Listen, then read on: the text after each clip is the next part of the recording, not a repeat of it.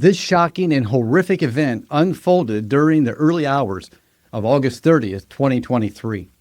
A 12-year-old boy escaped through a window from the house of horrors he was being held in. Duct tape was still attached to his frail body, but he made it safely to the neighbor's house. He was safe, but his younger sister was still in that house, alone. And here's the shocking detail that changes everything. The person who allowed this, who actively orchestrated this, wasn't a standard back alley criminal. It was a respected state licensed mental health counselor who claimed she was administering a necessary therapeutic treatment. Oh my, this is going to be interesting. She actually argued that severe pain was a clinical tool to cure what she called distortion. She called everything a distortion. As a clinician myself, when I first read that detail in the police reports, whoa, I had to stop for a minute because it didn't make sense to me, and it made me so mad. It literally made me sick to my stomach. This wasn't just physical abuse here. This was clinical sadism masquerading as therapy. It's the ultimate betrayal of a professional oath to do no harm. When analyzing high-profile cases like this one, there's a fine line, an incredibly thin line actually, between a genuine desire to help someone and a calculated, deep-seated drive to control them. As a licensed professional counselor, I don't look at the sensational headlines. I look for 3 specific behavioral markers that tell the real story of what was happening behind those closed doors. As you can see on this clinical file, I actually put this diagnostic map together to help make a sense of the chaos. These psychological markers almost always present themselves in this exact tragic order. First is the rewriting of reality, which completely breaks down a person's trust in their own senses. Second is systematic isolation, cutting them off from any external sanity. And third, the total absolute destruction of individual autonomy.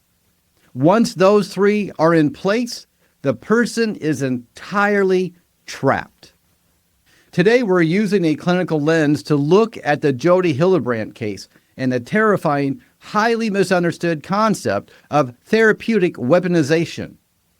Most people look at Jodi and they see a master manipulator. Absolutely, she was. Or maybe she was a heartless fraud. Yep, she was. But I'm looking at it from a different angle here. A more clinical explanation of the why she did it in the first place. When I first read this part of the case file, I had to just pause for a second. I mean, think about it.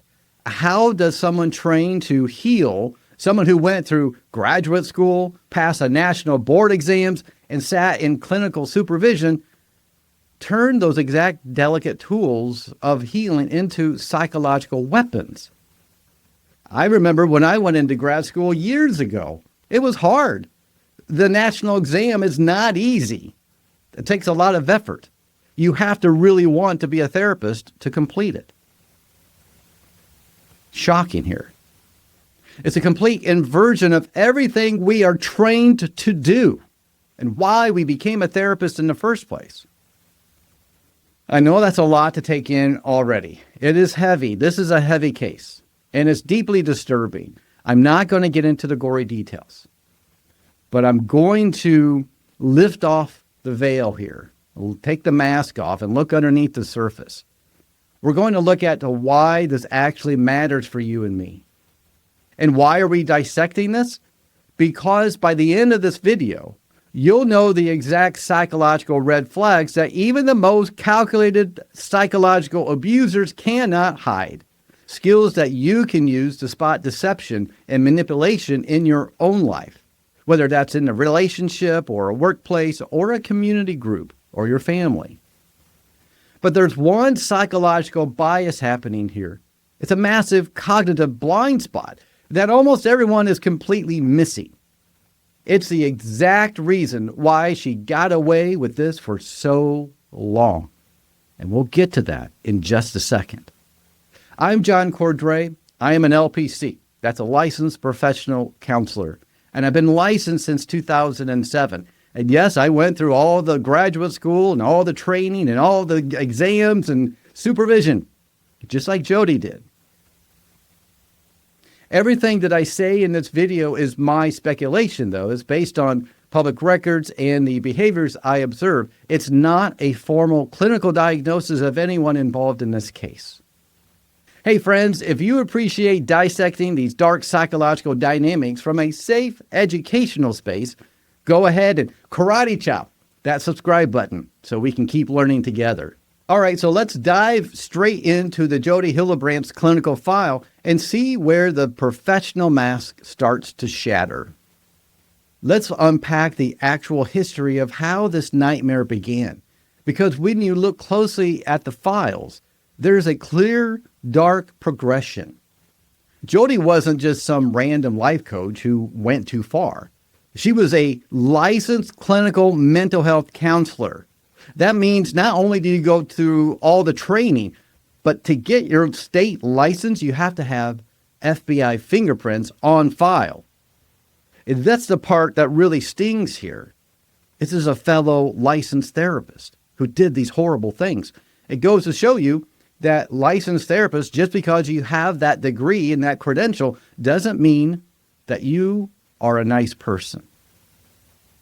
She built an entire organization called Connections, claiming it was about truth and connection. But underneath, she was constructing a rigid, toxic ecosystem. Think about the absolute irony of that name for a second. Connections. But every single thing she did in practice was designed to sever connection. It's a complete clinical contradiction that actually makes my head spin. There were major red flags years before this ever hit the news. Doesn't surprise me. Does it surprise you? This doesn't just happen overnight.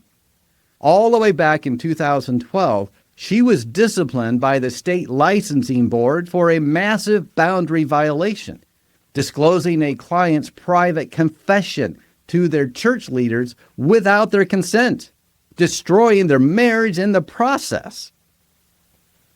As a clinician, that tells me her disregard for ethical limits and client autonomy wasn't just a sudden slip. Whoops.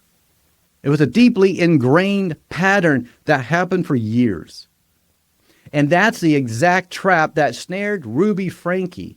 Now, if you followed online culture over the last decade, you probably know Ruby as the matriarch of a massive family vlogging channel. Passengers, I want to do a morning routine for you, but before I show you our morning, I have to show you our evening. To the outside world, she had the perfect family, happy family.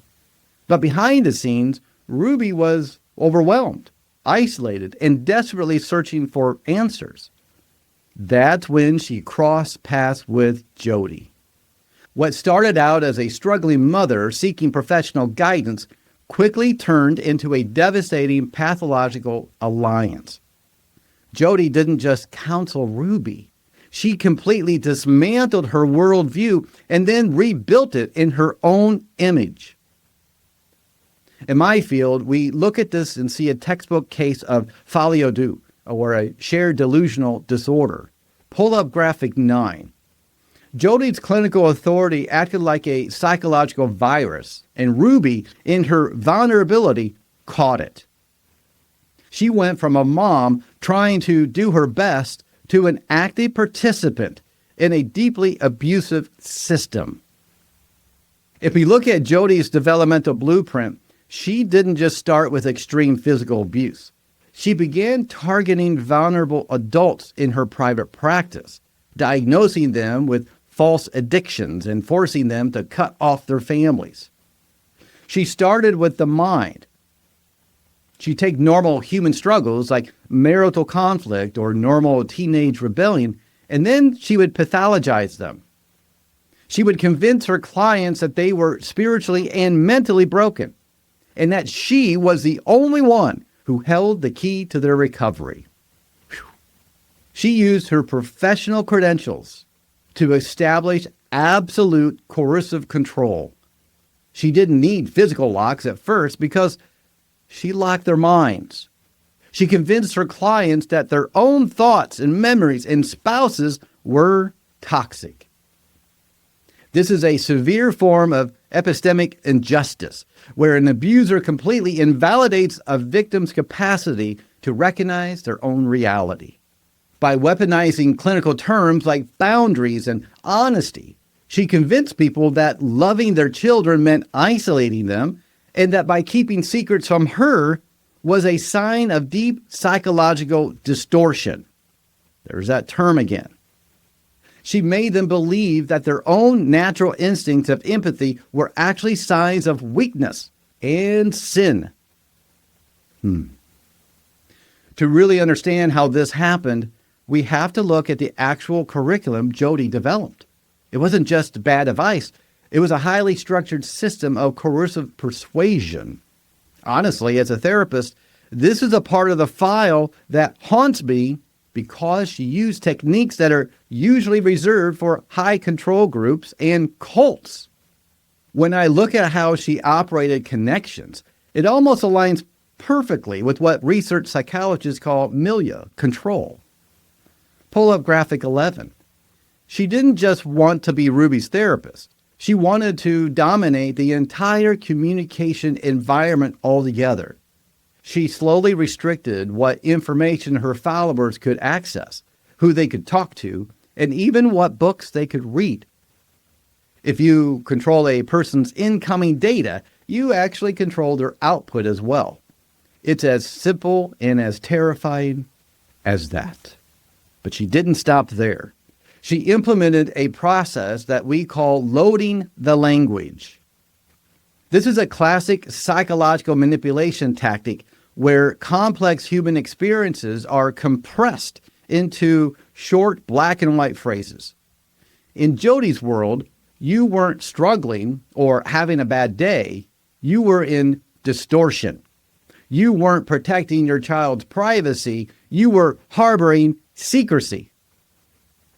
By stripping away the nuance of language, she effectively shut down her followers' capacity for critical thinking. If you don't have the vocabulary to question something, you can't really question it. Your brain just defaults to her pre-packaged terms. I want to pause here for a second again, because I know this sounds really extreme. I know it sounds like some wild horror movie that you would watch on a Friday night. And you might be thinking, John, how does a smart, successful person like Ruby Franke fall for loaded language? Well, it happens through a concept called the doctrine over person phenomenon. This is where a rigid theoretical system is treated as more real, more pure, and more valuable than the actual human being standing right in front of you. Jodi convinced her followers that her connections principles were a sacred, absolute science. If a mother's natural instinct to comfort her crying child conflicted with Jodi's doctrine, guess who won? The doctrine won. Jodi won. Every single time. The mother was taught to interpret her own empathy as a psychological defect. Think about how incredibly damaging that is. You're literally being trained to suppress your natural biological drive for maternal connection because a licensed professional is telling you that your empathy is actually enabling sin. That's actually a massive cognitive distortion forced upon a parent by a trusted clinician. This leads directly to what we call the demand for purity. In this psychological state, the manipulator sets an impossible standard of absolute perfection. Because the standard is impossible to meet, the victim is kept in a permanent state of guilt and shame. And when a person is drowning in shame, they are incredibly easy to control. They'll do whatever it takes, accept whatever harsh intervention is prescribed, just to ease that psychological pain. Now let's look at how these theories manifested in the actual physical environment of Jodi's home in Utah. This is where the clinical mask didn't just slip, it completely shattered. When I was reviewing the clinical files, specifically the interviews with Ruby's husband, Kevin, there was one therapeutic tactic that stood out to me that honestly made my blood boil. It's a process that we call triangulation. Look at graphic 17. Jodi didn't just step in as a counselor. She actively wedged herself between Kevin and Ruby. She convinced Ruby that Kevin was spiritually compromised, forcing him out of the home entirely. In clinical terms, this is a calculated dismantling of the family unit to eliminate any external reality testing. If you isolate your target from the person who loves them the most, you become their sole source of truth. But what happens when the authorities finally step in? This is where we see the most telling psychological defense mechanisms of all. When the police arrived at Jodi's home, her immediate reaction wasn't concern, confusion, or even cooperation. Instead, she utilized a highly manipulative defense strategy known as DARVO, D-A-R-V-O. I've talked about this in some of my other videos as well. Pull up graphic 19 here. DARVO stands for Deny, Attack, and Reverse Victim and Offender. When questioned, Jodi didn't address the condition of the people in her home. Instead, she immediately tried to paint herself as the one being persecuted. She claimed that she was the victim of hostile intrusion, attempting to use her clinical status as a shield against accountability. This reaction is a classic indicator of pathological grandiosity. Even when faced with undeniable reality, the calculated architect of this environment genuinely believed she was above the law and above reproach. Let's talk about the journals written during this time, because they reveal a terrifying psychological process called moral disengagement. How does a licensed professional justify severe daily cruelty? By renaming it. In the journals, the extreme neglect and control weren't described as punishment. They were systematically framed as blessings, lessons, and refining fire. By shifting the language, Jodi and Ruby completely bypassed their own moral compass. This allowed them to engage in active dehumanization of the victims, the children. Once you psychologically strip a person from their humanity and then view them merely as a vessel of distortion, there's that term again, your natural biological empathy is completely turned off. You can justify almost anything because in your mind, you're performing a righteous clinical intervention, not abuse. I told you this was a heavy case. It's hard to sit with the reality of just how easily the human mind can twist morality, just like that. What we're looking at is the ultimate danger of shared paranoid ideation. Jodi's paranoid black and white worldview was completely adopted by Ruby. In this shared state, any outside attempt to help, whether it was from neighbors, family members, or eventually social services, was viewed as an attack by evil forces. It created an airtight psychological fortress where no sanity could get in and no victim could get out, except that 12-year-old boy who got out of the window. Before we move on to the final lessons that we can take from this case, we have to look at one more chilling detail that almost everyone misses. It's the way that she reacted during her sentencing. There was no grand apology, no sudden breakthrough of empathy. Instead, she maintained a calm, almost serene professional composure. In my experience as a clinician, that lack of emotional congruence points to a deep structural lack of remorse. The mask stayed on because to Jodi, the clinical delusion was her absolute reality. Let's look at the actual behaviors here in this case, because when you dissect the public files, the level of clinical manipulation is just, well, it is absolutely staggering. Jodi constantly used the term distortion to describe everything, and I mean everything that she didn't agree with. If one of Ruby's children expressed hunger, or if a client in her private practice questioned her bizarre methods, they weren't just disagreeing. No, they were labeled as being in distortion. Now, let's unpack what that actually means. In clinical terms, this is a severe active form of epistemic injustice that I mentioned earlier. It's a heavy term, but think of it this way. It's where an abuser completely invalidates a victim's ability to know their own truth. This is a terrifying form of somatosensory gaslighting. You're teaching them to distrust their own eyes, their own skin, or even their own hunger. And this is where she set up a psychological trap known as a double bind. Pull up graphic 15. It was a classic no-win situation.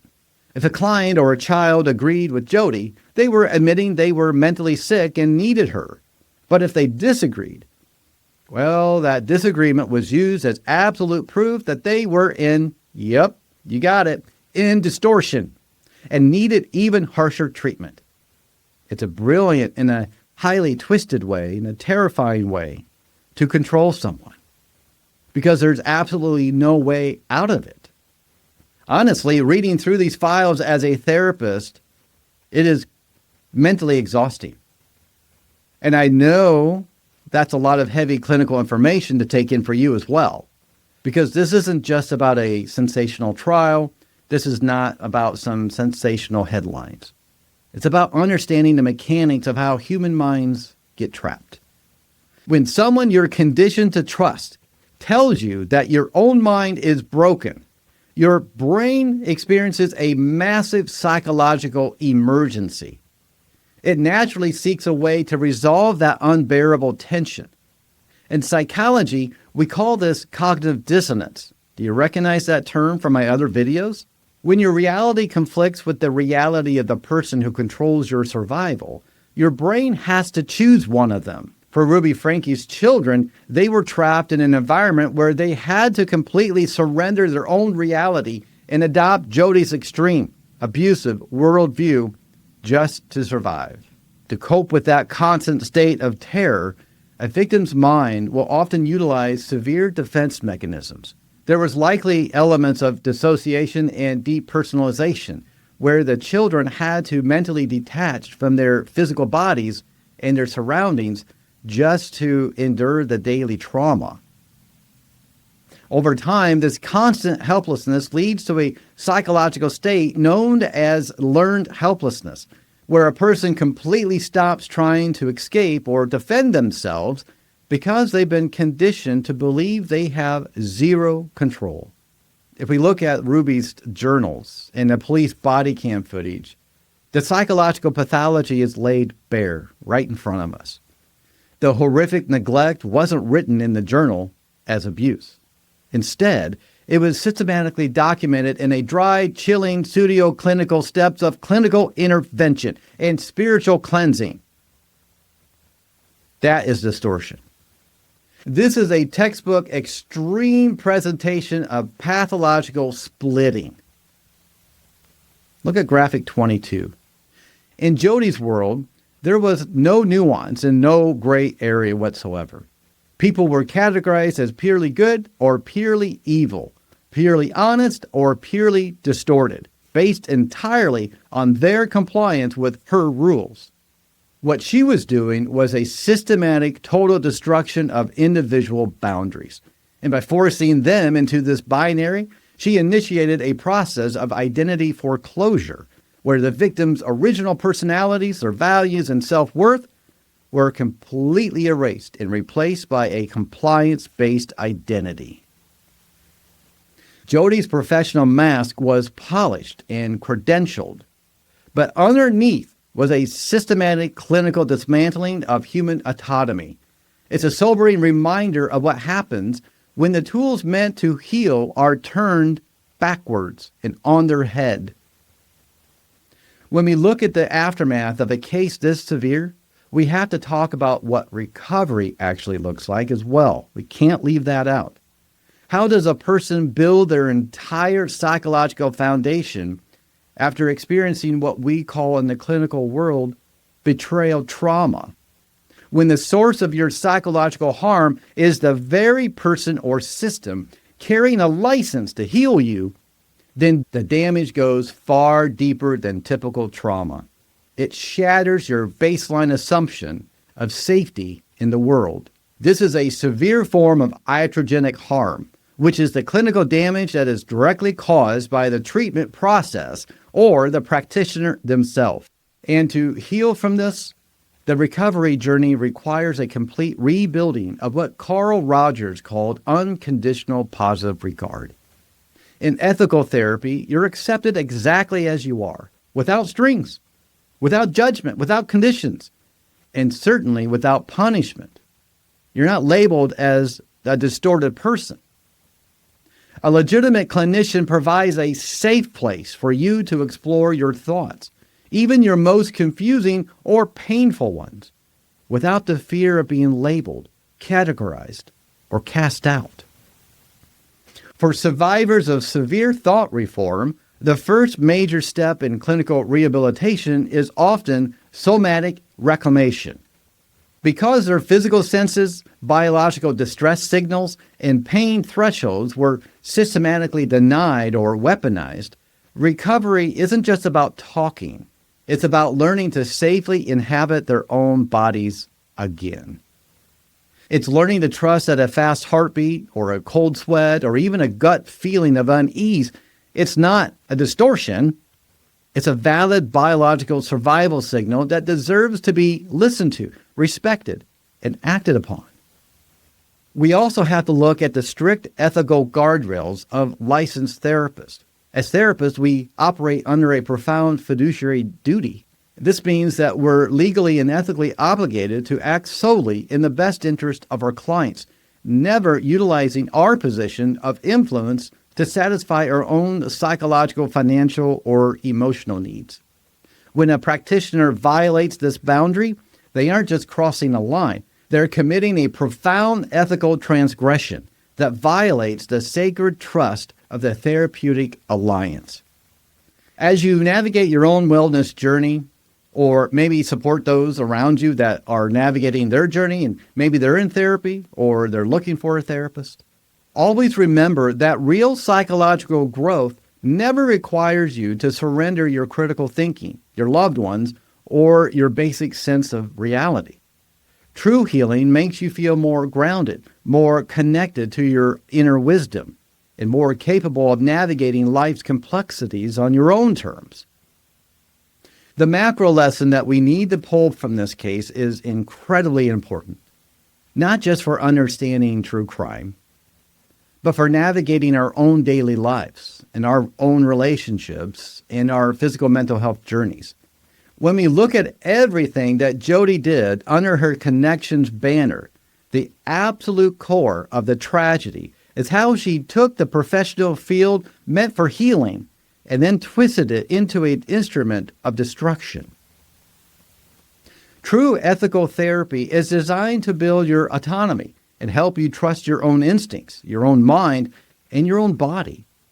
Its ultimate goal is to guide you toward a strong, resilient internal locus of control, which simply means that you believe that you have the power, the personal agency, and the capability to make healthy decisions for your own life. It's about helping you achieve a process that we call individualization, where you grow into a whole, independent person capable of connecting with others without losing your identity. But Jodi did the exact opposite. She built a system designed to create absolute helpless dependency. She wanted her clients and eventually Ruby Franke and her children to rely entirely on an external locus of control, specifically her. In a healthy therapeutic relationship, a clinician is constantly working themselves out of a job. I want my clients to get better as soon as I meet them. We want our clients to develop self-regulation and then walk away stronger, needing us less, not more.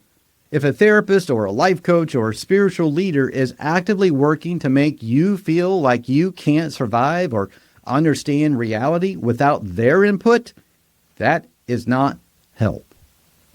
It's abuse. That's a massive clinical flag for psychological enmeshment, systematic gaslighting, and coercive control. Run away. So let's break this down further because we need to talk about how this happens in the real world. It's not some TV or a movie that you're watching from your couch. In counseling, we discuss a term called transference. This is a natural, involuntary psychological phenomenon where a client projects feelings, expectations, or past dynamics onto their therapist. Because of the inherent power imbalance in the room, a counselor holds a massive amount of influence. A healthy clinician recognizes this vulnerability and handles it with extreme care, keeping strict professional boundaries. But a manipulator exploits this vulnerability. They use counter-transference, their own unresolved psychological needs for power, control, or validation, to feed off the client's vulnerability, locking them into a state of emotional arrest development and learned helplessness. I know that's a lot of heavy clinical concepts to process. I know you're not studying to be a therapist, but these terms are important for you. It can feel overwhelming to realize how easily our minds can be manipulated, especially by someone who has the credentials and the professional mass to make themselves look completely safe. Let's look how this knowledge actually protects you. How do you spot these warning signs in your life before it becomes too late? First, watch out for what we call credential shielding. This is when someone uses their status, title, degrees, or social standing to shut down any healthy questioning. They are essentially saying, I'm the licensed professional, so you have to trust my reality over your own.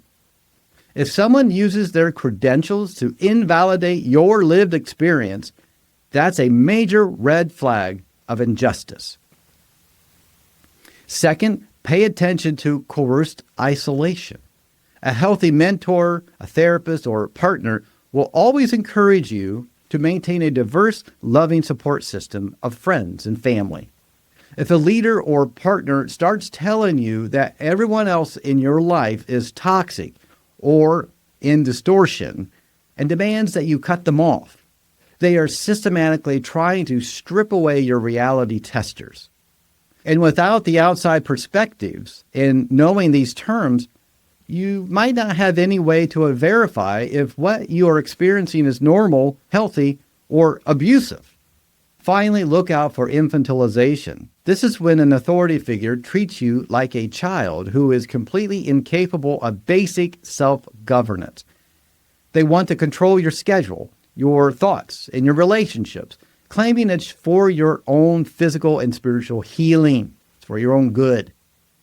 It slowly erodes your confidence until you feel completely paralyzed without their input, which is a state of severe learned helplessness. Understanding these psychological dynamics is how we build true psychological resilience. And it's how we protect ourselves and the people we love from falling into these toxic traps. And if you want to see how these polished masks and patterns of control play out in other high-profile cases, check out my analysis of the Corey Richens case next. At what point can we distinguish between a mentor who genuinely wants to empower our autonomy and one who secretly wants to dismantle it? That's something to think about. Welcome to another edition of After the Breakdown. This is where I have the opportunity to expand more on the case, expand more on the graphics, and even apply them to your own life. Some of the graphics are extra you didn't see in my original breakdown. I really enjoy this part because it gives me a little bit more bandwidth, more freedom to talk about these things. And so welcome to the After the Breakdown. This is more of a podcast style, more informal view from my lens to be able to talk about these things. So this is an interesting case, isn't it? It's wild to think about. As soon as I found out about this case and the fact that she was a licensed therapist, oh yeah, you better believe I was going to do something about it. All right, so here is Jodi. Jodi, okay, she's a licensed therapist, just like me. She went through the same training, the same schooling, not the same school, but the same type of training and schooling that I did. Had to take a national exam. I did too. And then you had to get licensed. When you get licensed, part of the process is that you get FBI fingerprints. Part of your license, right? The FBI knows all about you. But that was not necessarily the vetting process that was going to predict what was going to happen. So even though her title was a licensed therapist, that's just a title. What we're really looking at is beneath the title. Going to remove the title, remove the mask, and look at her mind. I think her mind may have been already starting to show and shatter before she became a therapist. Whew, that's kind of scary to think about. In fact, some predators become or pursue a particular field in order to gain access and authority. I don't know that's what happened here, but I know a lot of predators, that's what happens. And so this case is primarily about Jodi, but it's also about Ruby Franke. Ruby Franke is a part of this. She was innocent, and then she became so enmeshed with Jodi that she complied and did horrible things and allowed horrible things to happen to her own children. It's tragic. So, all right, so let's look at some of the graphics here. And the very first one, it kind of maps out, lays out the foundation of the entire case. It's what I call the blueprint of manipulation. It's a 3-step clinical trajectory here.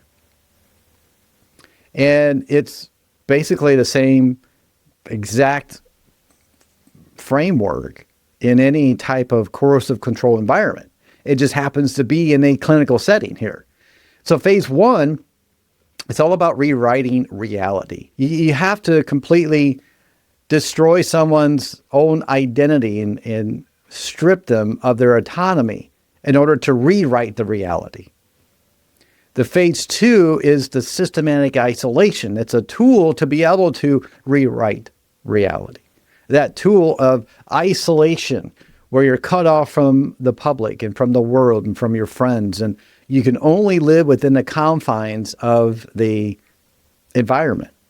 And in that environment is controlled, highly controlled by one person, Jodi. And then the third phase is the total destruction of autonomy.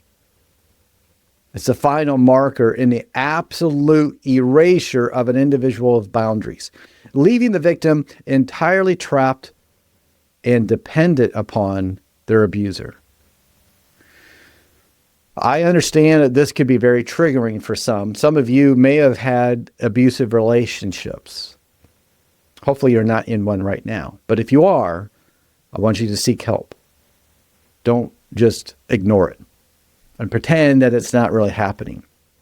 But this is really, really important for us to recognize these phases, because it's not an instantaneous thing. It's not a complete shock, right? It's a slow progression here. And it's a slow erosion of someone's identity. So we're going to look at the autonomy of a therapeutic weaponization, how Jodi used the therapeutic principles. So the principles of therapy are good and they're sound and they're evidence-based and they're researched, but she twisted it and turned them into a weapon. So the delicate tools of healing that were inverted by Jodi became psychological weapons. So you got this teeter-totter here, right? Or the scales, if you will. And she took an oath. As therapists, we take an oath to do no harm to our clients. And so she becomes a licensed therapist. I'm a licensed professional counselor, LPC. I'm licensed in other states as well. And so a lot of times when you get licensed in other states, you have multiple acronyms. I have a whole acronym of the alphabet soup next to my name. I can't put it all on the business card because I'm licensed in several different states. And so Jodi was a licensed therapist, but then the reality was she created a clinical sadism. She used torture and abuse and isolation and coercive control and physical and emotional and psychological abuse and turned it into a clinical sadism in the name of therapy. It's horrible. The ironic thing here, these kids need therapy. They need real therapy. Do you know how hard it would be to be manipulated and torn down and abused by a therapist, and then someone said, oh, you've gone through trauma, you need to go through therapy? I can't imagine. How could he ever trust another person, let alone trust another therapist? It's really hard to think about. And when you look at Jodi, she doesn't look like a criminal. She looks like a mom, a nice person. You would never know that she was going to orchestrate this systematic abuse on these kids. So we have to look at the 3 markers that guarantees a psychological trap. It's these 3 biological markers, these 3 behavioral markers guarantee a psychological trap. It's the rewriting of reality. It's a systematic isolation and a destruction of autonomy. It's what I mentioned earlier. But it's like a funnel where the tier 1 is rewriting the reality. And so that takes time. So it's a bigger space.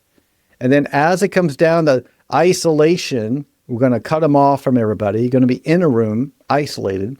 And then even more down to the bottom of the funnel is a destruction of autonomy. That's where it's a puppet. The victims are the puppet. And then it engineers an airtight ecosystem of coercive persuasion. And that's what happens here. If you're caught in a relationship that's abusive, then you're going to be cut off from so many things in the environment. You can't study, people, your friends, even the news. You're going to be cut off. You're not going to be allowed to see what's out there because they want you in this bubble, this control. It's a walled garden, so to speak, and it goes to a funnel, struggling, needing privacy, empathy, all goes in this tunnel. And it goes down into the tunnel and it becomes loaded language. And that loaded language, remember the term that Jodi used all the time? Distortion. You're in distortion. You're hungry, you're in distortion. You're upset, you're in distortion. You disagree with me? You're absolutely in distortion. The problem is that's actually a clinical term. Cognitive distortion is real. It's a clinical term, but she used it as a weapon, not in a therapeutic sense. That's a huge difference. It compresses complex emotions into black and white, thought-determining cliches. All or nothing, black and white.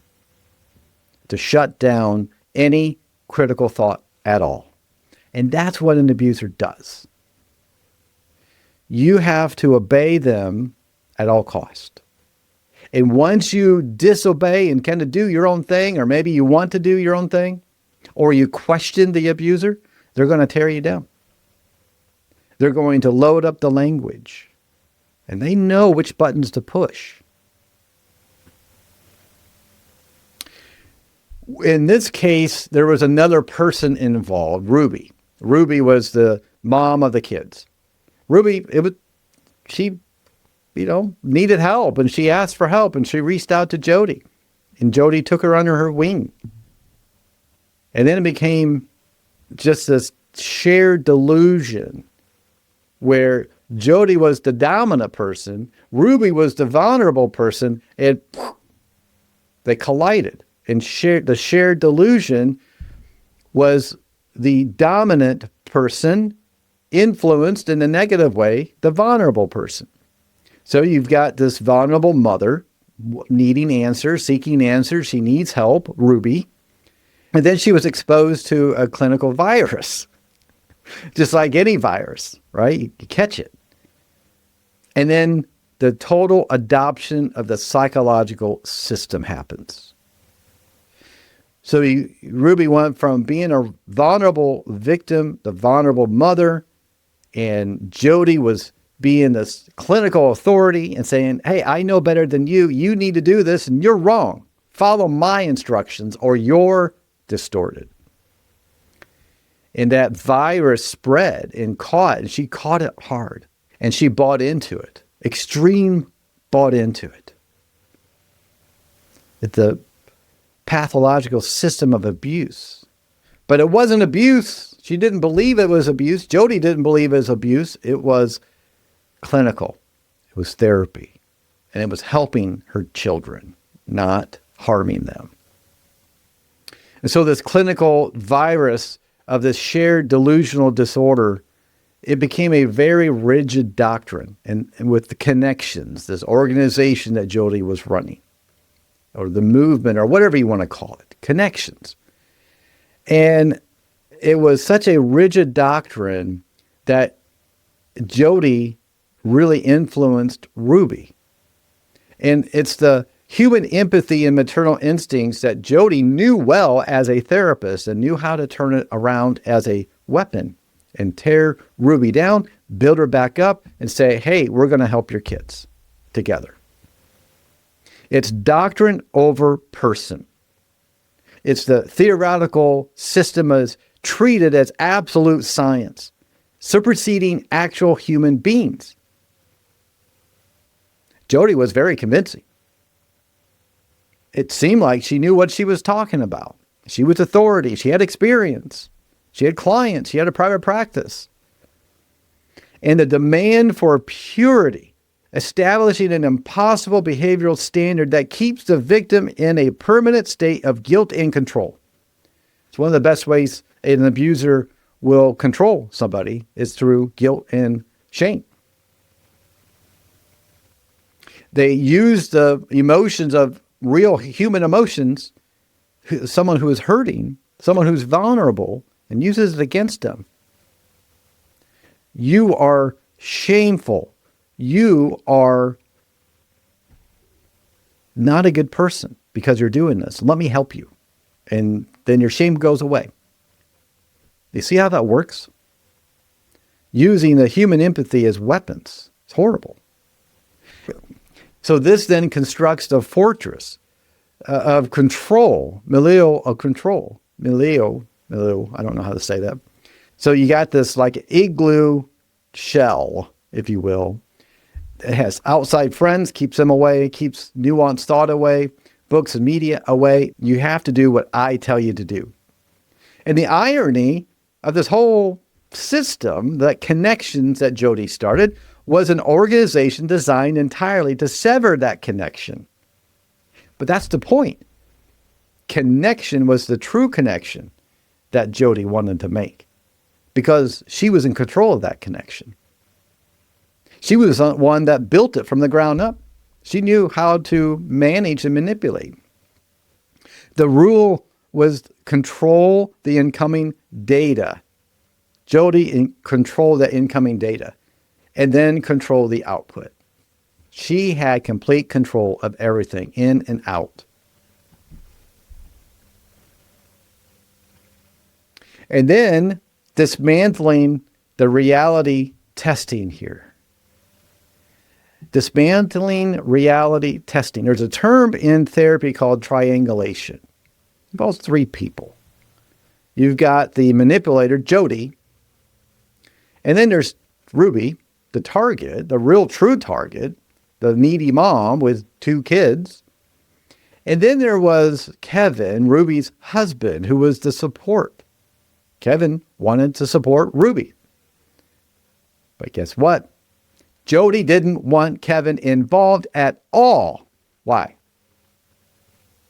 Because Kevin wasn't under the influence of Jodi. Ruby was.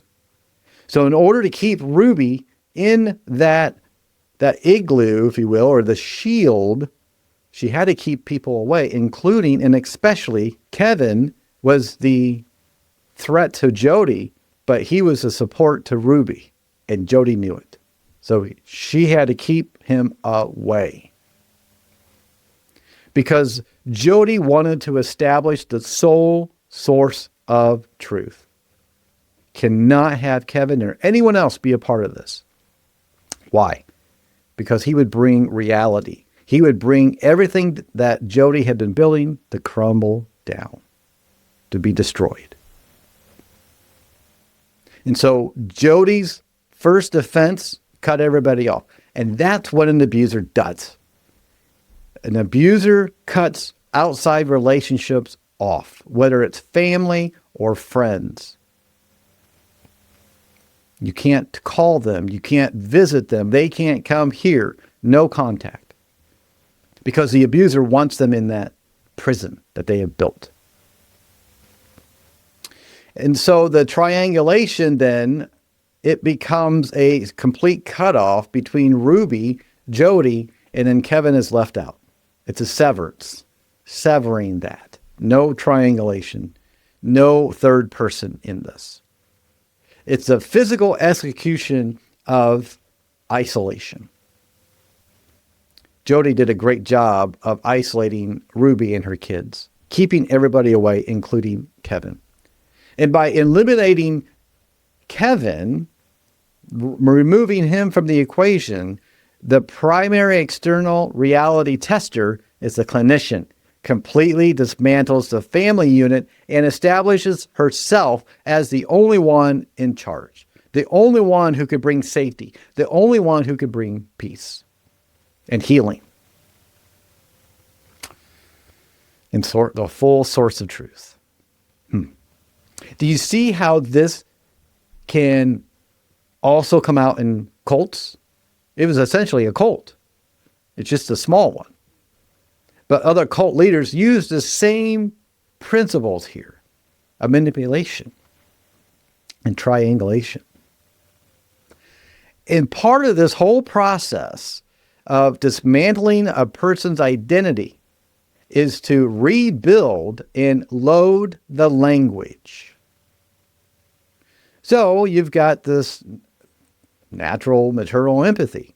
Yeah, mom should have that. Having a normal bad day or a normal good day. Protecting the child's privacy. Those are good and healthy.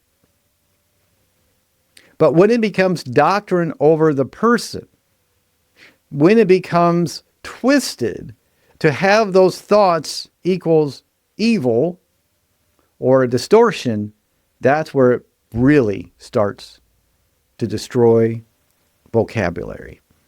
Because you have enabling sin, it's a distortion, you're harboring secrets. How dare you?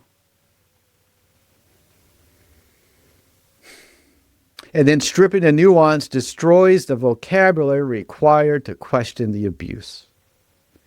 Anyone who questioned Jodi, how dare you? How dare you have empathy? Because it only enables sin. How dare you have a normal bad day? No. These things that you're experiencing, they're not just normal, they're in distortion. How dare you protect your child's privacy? No, you must be harboring a secret. It's completely disturbing. But that's what abusers do. They load up the language. They use what you have in your mind and what you want to do, and they twist it to fit their narrative. And the narrative is almost always negative. It's weaponizing. You're doing that? Oh, that's because of this. You think that, but no, you shouldn't think that, because if you do, you're in the wrong. It's an ultimate form of gaslighting. To shield them and protect them from any outside source. Unfortunately, forcing the victims to reject their own biological survival signals in those kids. Now, I didn't go into the details here. I don't have to. I didn't want to, because you can find that everywhere else. You just know that they were kids that were being abused. And if they felt fear or if they felt uneasy, then they were called wicked. If they felt like they were hungry, they were in distortion. If they were cold and had physical pain, it was weakness or wickedness. Do you see how that can turn someone and tear them down and turn them into something that they're not? It's an injustice. It's gaslighting. It's the most severe form of psychological abuse another human being can have over another. It completely invalidates a victim's capacity to recognize their own physical reality, and it forces them to distrust their own eyes and their own mind. Well, maybe they're right. Maybe I'm wrong. What's wrong with me? And that's what happens in a relationship when a partner is dominating and abusive. The other partner questions everything because the abuser gets mad, gets angry. Why did you do that? Why didn't you do that? It's your fault. And then you hear that enough and you start to think, well, maybe it is my fault. Maybe it is because of something I did. Maybe I'm the bad person here. And you start making excuses for the abuser. Well, he's just having a bad day. Well, he's stressed at work. And so you create excuses for the abuser, but then you blame yourself. That's exactly where the abuser wants you. In that psychological trap. It's a double bind. So you got the victim's reaction to the abuse. Either they agree and comply with the abuse, or they disagree, and it's self-defense. So if the victim's reactions to the abuse is that they agree and they have compliance, you admit that you're mentally sick or maybe wicked. If you disagree and you have some self-defense, you prove that you are in denial. So no matter what you choose, you ultimately are in, you got it, in distortion, which then requires harsher intervention. It's therapeutic. No, it's weaponizing therapeutic practices. The three clinical stages of a breaking mind. Now, this wasn't in the original breakdown, so I wanted to add this. Stage one is you have cognitive dissonance. And I've talked about cognitive dissonance before. It's when the brain enters a massive psychological emergency as an internal reality conflicts with the authority figure's demands.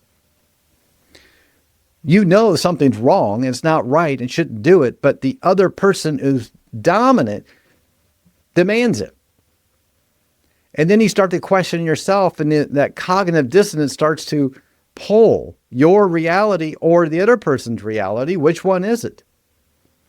And then the second stage leads to dissociation and depersonalization. Under extreme trauma and abuse, the mind detaches from the physical body to endure daily, inescapable trauma. Have to. Your mind needs to go somewhere. This isn't really happening to me, in other words. And your brain dissociates. Or it's like a depersonalization, like you it's an outer body experience. There's a camera or a drone above you, and you see yourself from a distance. And then that leads to stage 3, which is learned helplessness. It's a total cessation. It's a total cessation of escape attempts. The victim is conditioned to believe they have zero control over their own survival. But we know that didn't happen. The ultimate outcome, the 12-year-old boy escaped, went to the neighbor's house, and the rest is history. So the system drivers are pathological splitting.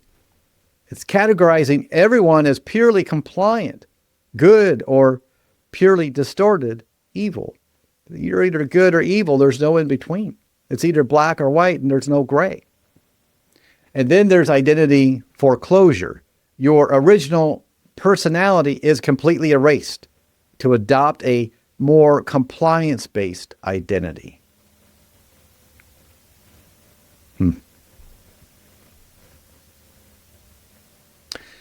Here's how pathological grandiosity defends its own delusions.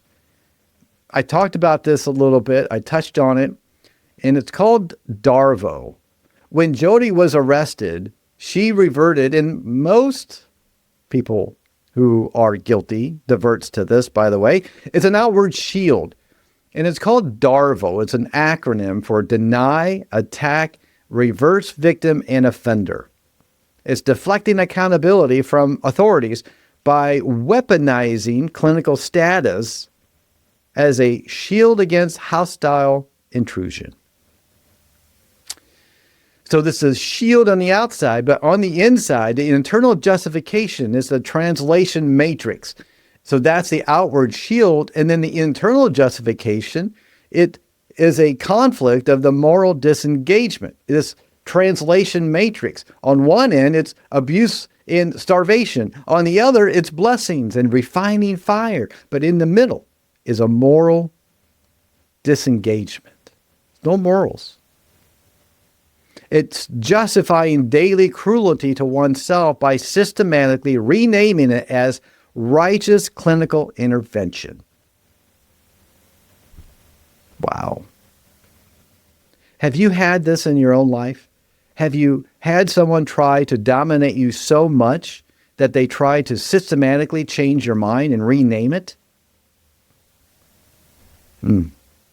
Have you known somebody who has experienced DARVO, deny, attack, reverse victim, and offender? We're going to watch for those. So the moral disengagement and the pathological splitting. So there's a moral disengagement in the middle.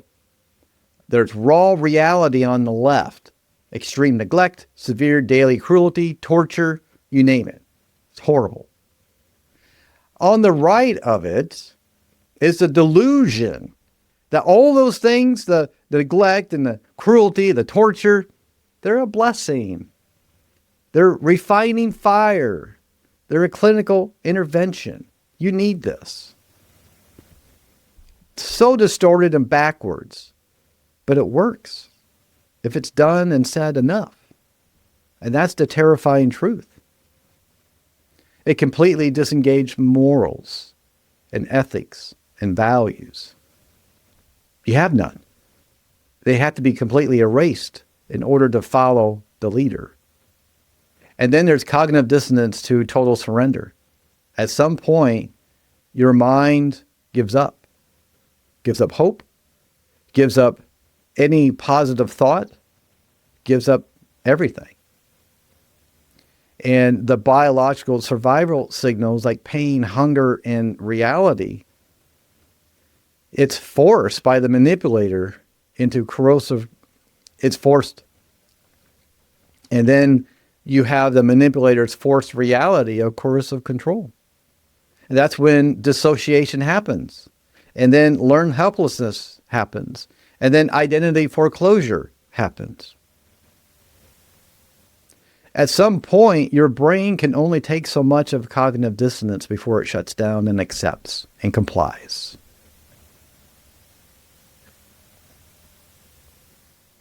There are 3 clinical red flags of psychological enmeshment that I think is so important for you. You may not be in an abusive relationship. I hope not, anyway. but maybe you have a friend or a family member that could be. And so here are some red flags. The first one is credential shielding. Now, Jodi was a therapist. This could be anybody, right? The shielding could be from anybody. It could be a doctor, it could be a pastor, it could be anybody in authority. But with Jodi, I'm a licensed professional. You must trust my reality over your own. This is an injustice of credentialing, of authority. And somebody using their authority to gain access to someone else. We see it a lot, actually. The second one is coerced isolation. Everyone else in your life is toxic and must be cut off. You can't talk to your friends. You can't talk to your parents. And if you do, there are going to be severe consequences. Or you have to come to me and ask for permission to go out. It's a method that completely severs external reality testers. And then the third one is infantilization, treating adults as completely incapable of basic self-governance, intentionally eroding confidence to build dependency. If somebody in your life treats you like a child, and they are the adult, the parent, and they want you to comply to them, that's a major red flag. They want you to have complete dependence on them. And that's what makes them feel powerful. Their ego completely goes awry. So I do think we need to talk about this because there's hope. There's a term that's called betrayal trauma. People want to trust authority figures, and we should. We should trust them, but not blindly. Because sometimes, thankfully not all the time, but sometimes people who are in authority convey harm and commit harm. And we call that iatrogenic harm. It's a severe clinical damage that's directly caused by the treatment process itself. This is treatment. It's for your own good. They're not going to call it abuse. And you're going to be questioned if you think it's abuse. That's the ultimate violation. It's the ultimate violation of the duty to protect. The definitive boundary between fiduciary duty and iatrogenic harm is this. One is ethical therapy, and the other is coercive control. Ethical therapy is internal. We want a locus of control. We want our clients to have control and have their own autonomy. However, coercive control wants external locus of control. They want people to depend on them. Healthy ethical therapy wants unconditional positive regard. We have that towards our clients. But someone who has coercive control demands purity above all else. Ethical therapy is about the individual. We want individuals to grow and to be an independent person on their own. Eventually, they won't need therapy anymore. We would try to work our way out of a job. We want our clients to heal and move on. But someone who is a controller, they want identity foreclosure. They want to erase personality for compliance.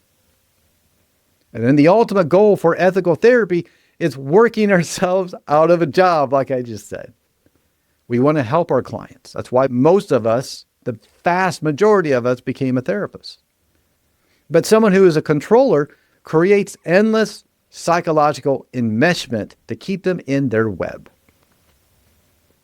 So there's an architecture of recovery here. It starts with somatic reclamation, relearning to trust biological distress signals like a fast heartbeat is valid, not a distortion.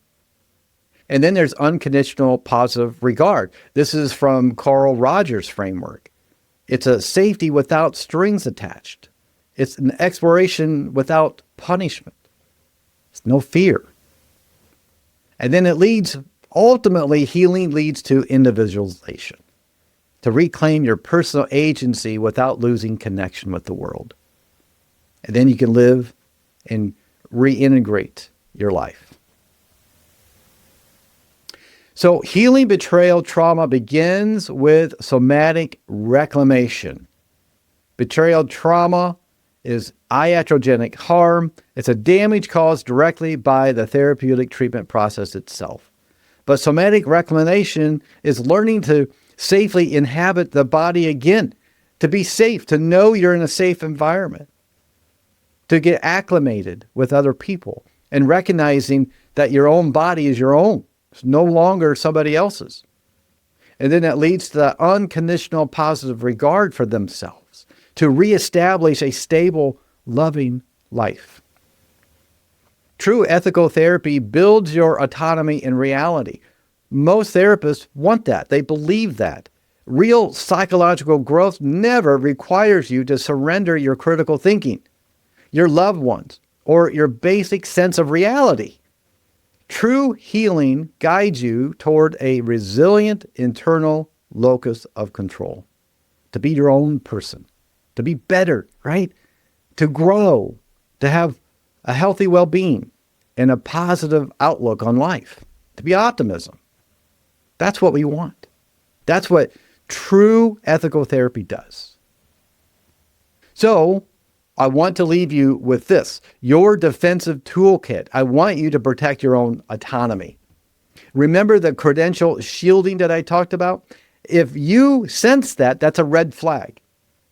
If it's isolation that's happening, that's another red flag. And then if you're treated like a child, another red flag. True healing never requires you to surrender your sense of reality. And if someone tries to do that, the moment they do that, run, get away, get help. Leave. Don't take it. All right, friends, I hope this was helpful. I hope you found it interesting. Thanks for watching after the breakdown. If you want to go even deeper into these cases, I'm working on something that I'm really excited about. It's called the Clinical File Collective. And I'm looking for people to join as founding members. I need a select group of people to help me come up with ways and ideas and kind of be like a focus group. And if you're interested, if you would like to be a part of the inner circle of the Clinical File Collective, go to my website at johncordraylpc.com. And you can sign up to be on the wait list to become a founding member. If you want to keep going and you want to watch another clinical breakdown, be sure to watch this one next. It is full of psychological layers. See you next time.